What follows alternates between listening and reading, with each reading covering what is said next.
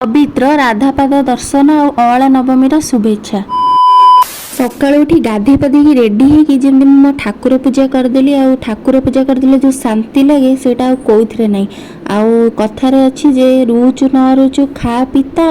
बुझु न बुझु पढ़ गीता गीता मु तो सबुदिन पढ़े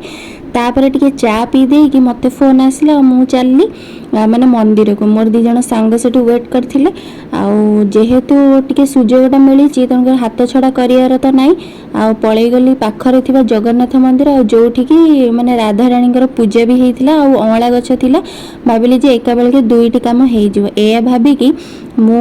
माने सेठी जाइके दर्शन करिकी दीप टिके जालिकी आ पुओ को भी स्कूल आनिबार टाइम हो जाइतिला आ आमे 3 जण ही जाइथिलु जाइकी पुओ को धरिकी स्कूल पळै आसिली स्कूल भी पळै आसिली तापर आसीगली मोर किचन को रोषेई करिया ପାଇଁ की आ आज तो सब साधार करी तेणु करिकी टिके बसिकी परिवा काटिदेली आ काहा कहले पनिकी परिवा काटिया भल लगे मते तो बहुत कंफर्टेबल लगे माने छुरी अपेक्षा तापर सब परिवा काटी देली माने टिके डालमा करी बोलिकी आ डालमाटा ये छुंक लगे आ सजना छुई आनी फ्रेश जोटा को आलू देकी माने मसला देकी ताको भाजी देली तापर मु बाड़ी देली हमर लंच भात डालमा और छुई मजा रहिले। नमस्कार, जय जगन्नाथ।